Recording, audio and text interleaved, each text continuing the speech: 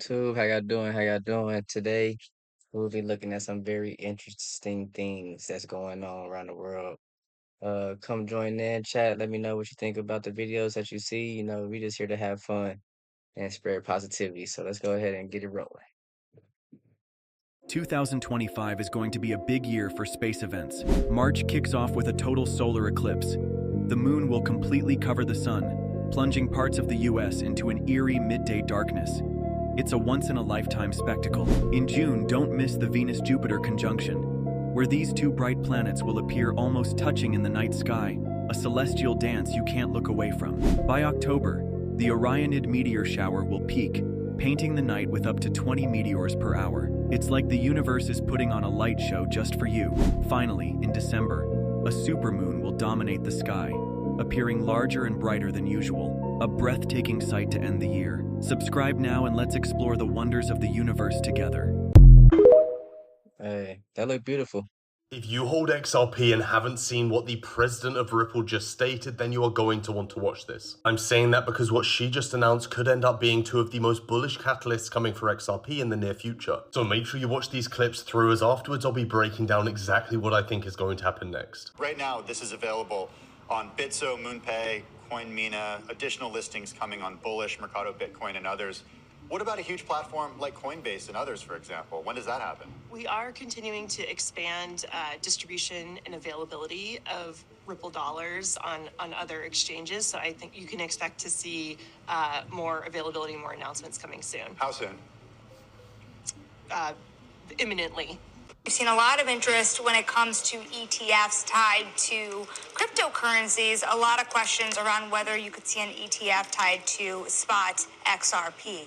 What kind of discussions are you having with people about this? Do you think we'll see one soon?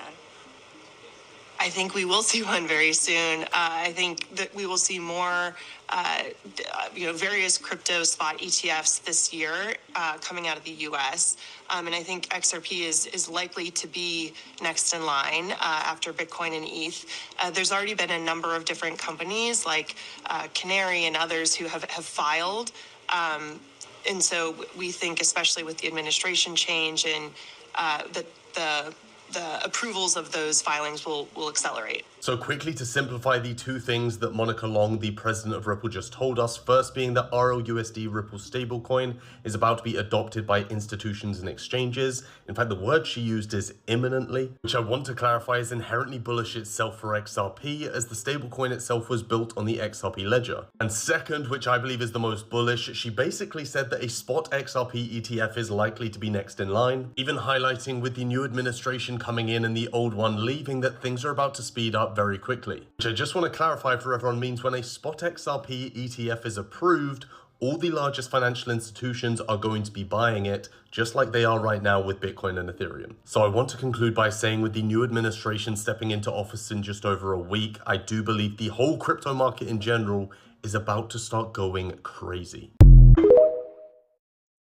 Come on, guys. This is a time where, I don't think we should try to get scared to jump in. There's enough research, there's enough people talking about it that's in our Congress, that's in our government, that's in charge of the whole system, that's telling you to put your money into it. And I think we should definitely take a look at what's going on.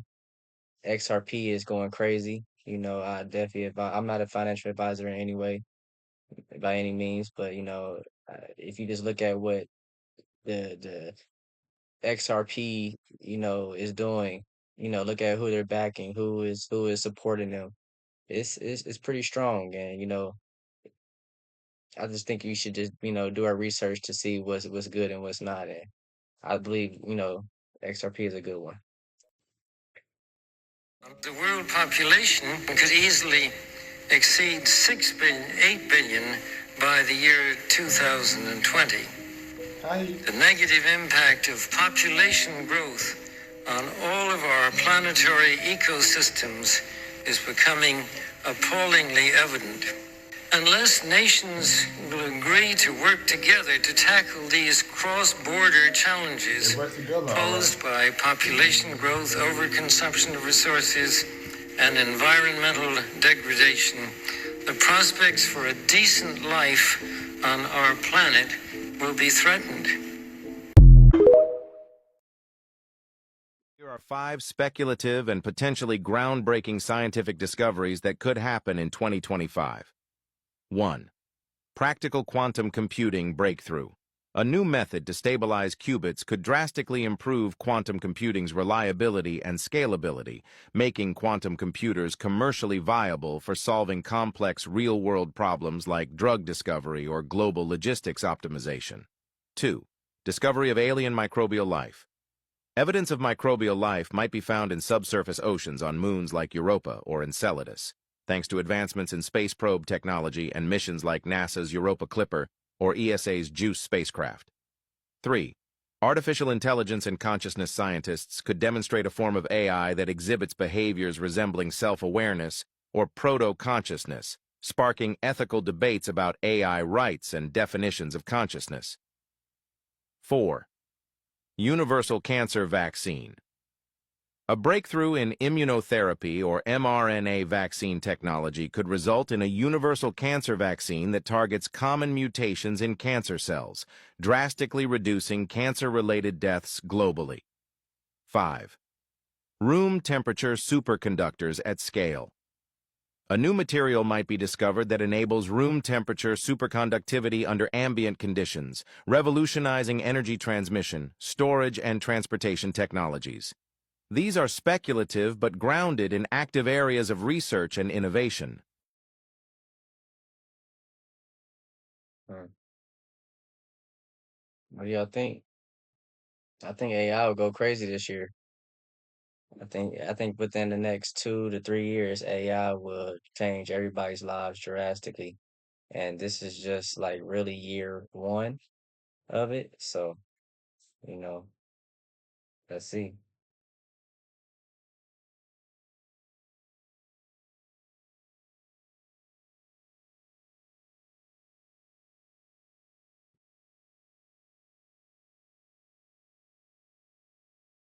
Every day. So one day we That was realized the how whole little video. I'm we sorry, know y'all. really deep. Let's get back into it. So you're telling me you believe the megalodon is not extinct and actually still out there? Brother, I don't just believe, I know. 11 years ago, I was a part of a classified NASA operation called Project Deep Dive. We were researching deep sea marine biology.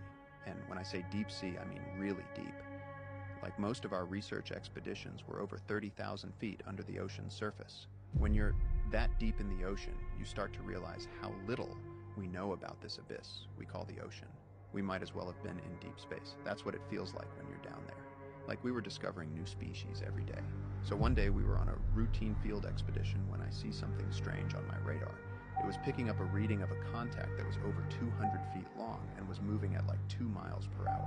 I'm thinking to myself like, this must be a glitch. I radio the other submarine. We always did research in pairs, so he was close by. I asked him like, hey, are you seeing this? Without asking me to clarify, he just says, yeah, I'm seeing it. At this point, I don't know what to think. Like the biggest... Yeah, I think it's something like that down there. Watch this. They always tell you the truth in these movies. Pay attention. He goes to the water. Now he's going through a portal, a wormhole. And look where it leads him. Space.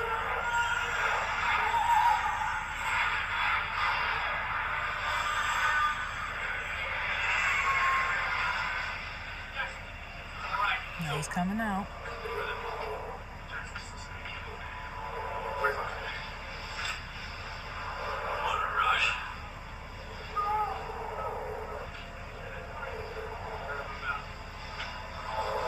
Water, once again, Alright y'all, so if you go back and watch my previous video, I briefly mentioned that I think there's a very high possibility that space is water.